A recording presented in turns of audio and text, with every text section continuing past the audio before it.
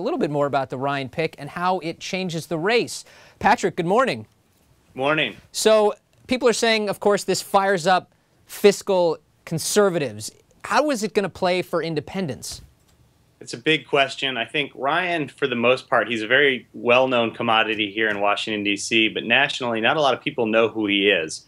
So I think what we're going to see in the next couple of weeks is this mad dash to define him both by Republicans who support Mitt Romney and Democrats who support the president. We've gotten into that definitional phase, and I think we'll see a lot of it over the next couple of weeks. The Obama campaign has been fairly aggressive, as have congressional Democrats who know Ryan a lot better than average voters. He has become a polarizing figure in the party in large part because of these budget documents that David was just talking about. But, you know, in polls, he's still the only people who seem to really know him are Tea Party types. They support him. I don't know how that's going to play with independent voters at this point. How drastic really is the Ryan budget in the sense that if the Democrats are going to be playing up its, say, they'll probably call it, say, these are draconian cuts, you got to be careful of these. Is that accurate? Well, I mean, you know, David addressed that point a little earlier. Whether or not it's accurate, it is a message that Democrats have been banging, trying to drive home for well over a year.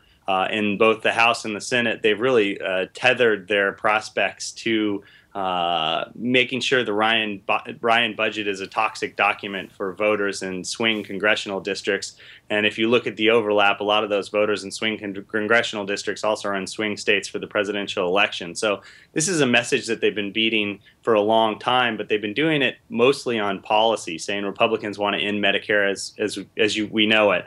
Right now, they have a face for that. So I think they're going to try and Ryan has been an unknown, but they will now, tie Ryan's face and the Romney ticket and Republicans down ballot to what is in the budget and these changes to Medicare, which are fairly drastic.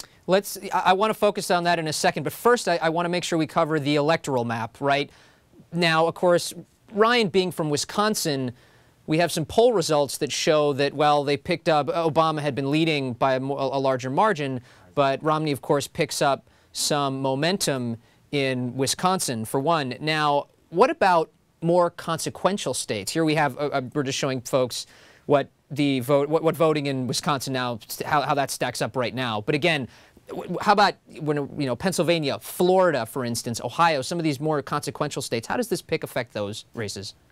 Well, I think the really interesting question here is you look at the Romney campaign needs to expand the map to states like Wisconsin, Michigan, Pennsylvania, places that Obama won and Democrats have been successful in the last couple presidential elections, just so that he can expand his own margins for error. So with that in mind, I think they really wanted a pick that they thought would play well in places like Iowa and Wisconsin and Ohio. That's why Rob Portman, the Ohio senator's name, popped up. Tim Pawlenty, the Minnesota governor. So Ryan fits the bill in terms of where he's from. But the other thing to keep in mind now is to the extent that Ryan's addition to the ticket may make a state like Florida, which I think everybody thought is must win.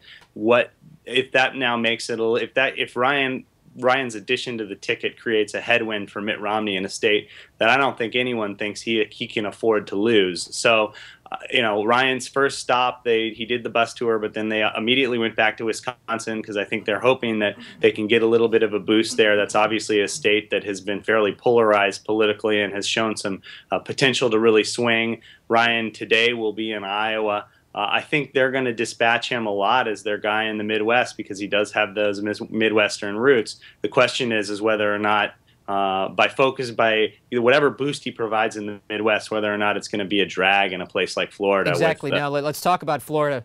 Lots of seniors in Florida. Are they right to be worried about any changes that you might get in Medicare? Well, if you look politically, let's take Medicare aside for a minute. Polls have been kind of all over the place, but generally suggests that people don't want major changes to Medicare. But Ryan has also supported a plan that would allow people to invest a portion of their Social Security taxes in the stock market. That went over like a lead balloon, as we all remember, under the Bush administration. And some people lost their reelection because of that fight in a state like Florida, or in Florida specifically. So I think there are things in his budget that we have not talked as much about that may be more of a drag than even the Medicare proposal, particularly in a place like Florida. The other thing to keep in mind is that Iowa, Ohio, Pennsylvania, these are also states with aging populations, but for whatever reason, talking about the deficit and making major changes seems to play a little bit better, at least in Iowa and Wisconsin, than it does in Florida.